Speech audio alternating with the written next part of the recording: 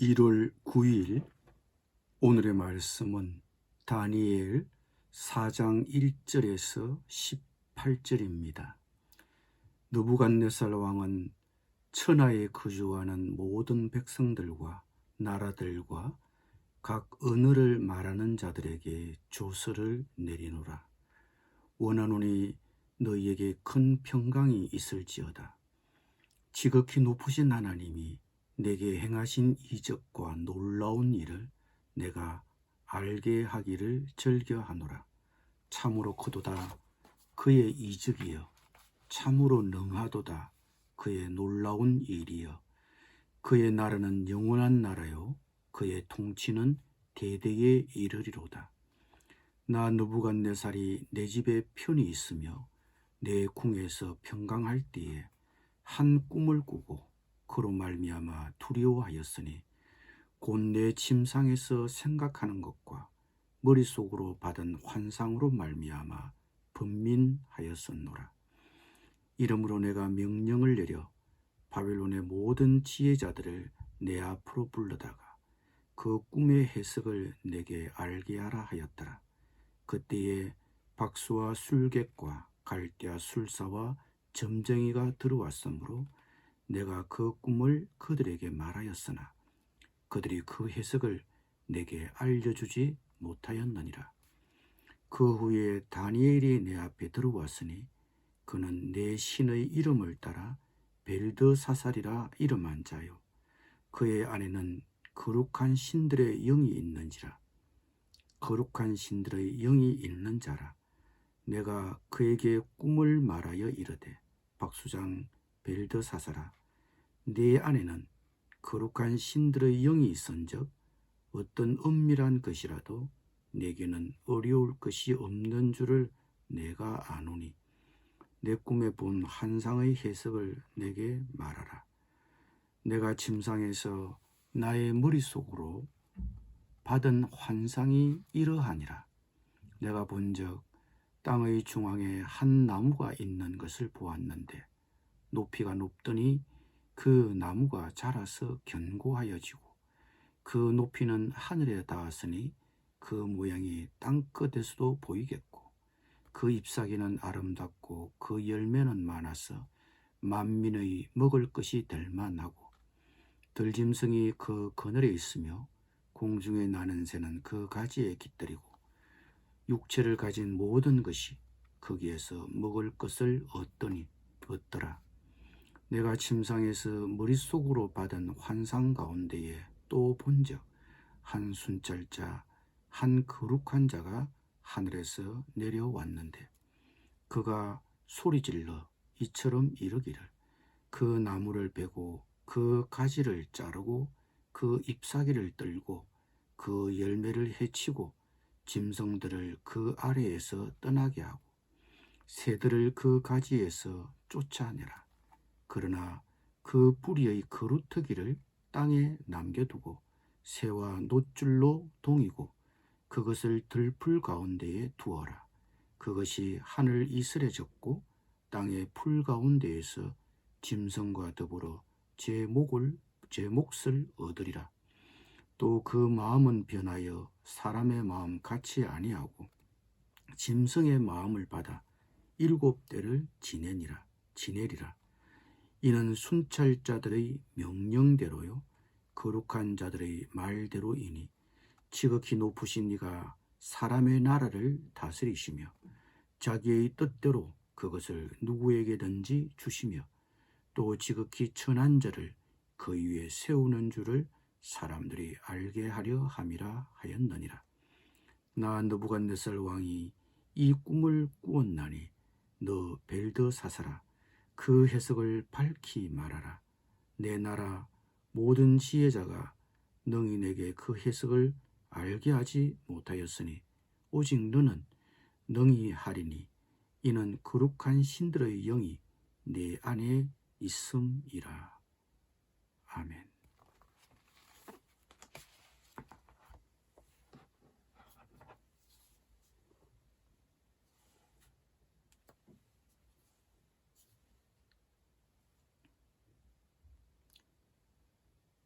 느부갓네살 왕이 또 한 차례 꿈을 꾸었습니다.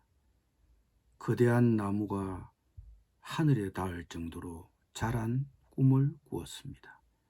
그런데 하늘 순찰자가 그 나무를 베고 가지를 잘라내라고 명령했습니다. 그루터기만 남은 나무는 새와 놋줄로 동인 채 이슬에 젖어야 했습니다. 그러더니 별다른 설명도 없이 정체를 알 수 없는 감시자가 이렇게 말했습니다. 그를 들판의 짐승들처럼 이슬에 젖어 생활하고 7년 동안 짐승의 마음을 갖게 할 것이다. 그래서 모든 살아있는 것들에게 오직 지극히 높으신 이가 참 왕이심을 알게 할 것이다. 왕은 꿈에서 깨어나자 너무나 두렵고 심란했습니다.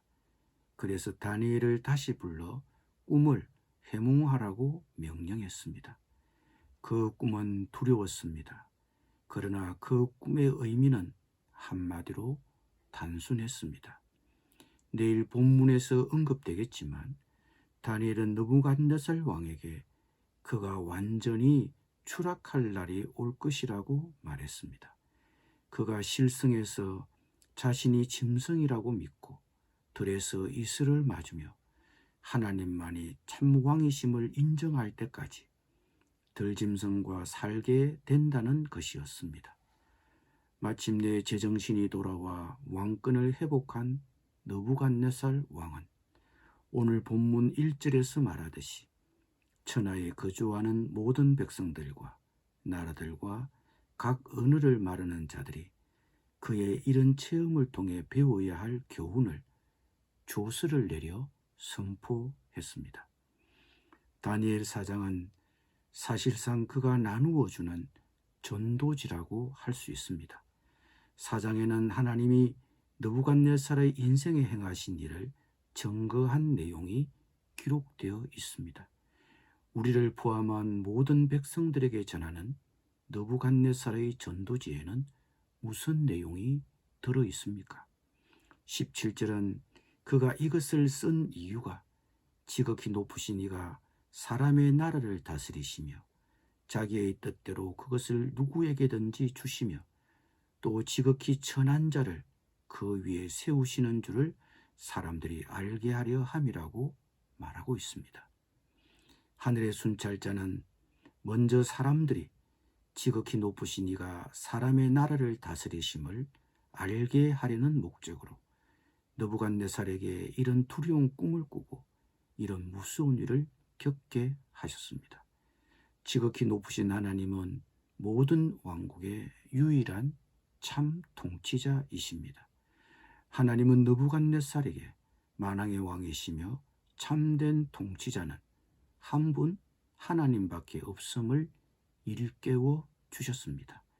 우리가 아니라 하나님이 우리의 통치자이시기 때문입니다. 우리의 미래를 결정하거나 안전을 보장하는 것은 우리의 지혜나 능력과 성취가 아닙니다. 느부갓네살처럼 제국의 권력을 가진 사람들이 이런 진리를 받아들이기는 쉽지 않습니다. 우리 같은 대부분의 사람들도 이 진리를 그렇게 순순히 받아들이지 않습니다. 이 사회에서는 자기 능력으로 떳떳하게 업적을 이루는 것을 최고의 가치로 삼습니다. 남보다 뛰어나고 성공하려면 스스로의 운명을 개척해 나가야 한다는 메시지를 귀에 못이 박히도록 듣습니다. 물론 성공하고 뛰어나기 위해 노력하는 그 자체는 아무 문제가 되지 않습니다. 하나님은 우리에게 재능을 주시고 그 재능을 잘 사용하기를 원하십니다. 그러나 그 재능은 은사입니다. 말 그대로 하나님의 선물입니다. 기억해야 합니다. 하나님의 도우심 없이 우리의 재능은 아무 의미가 없습니다.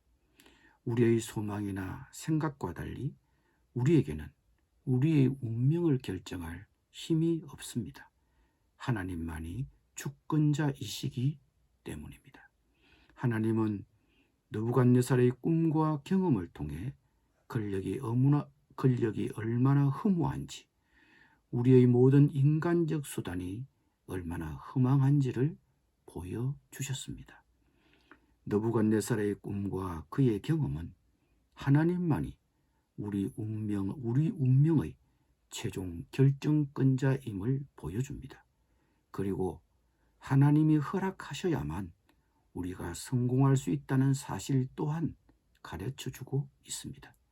세상의 성공이 오로지 나의 능력이나 지혜, 업적만으로는 좌우되지 않는다는 사실을 가르쳐줍니다. 하나님은 느부갓네살을 통해 성공이 우리의 능력이나 올바른 생활도 아닌 그분의 은혜 때문이라고 분명히 말씀하고 있습니다.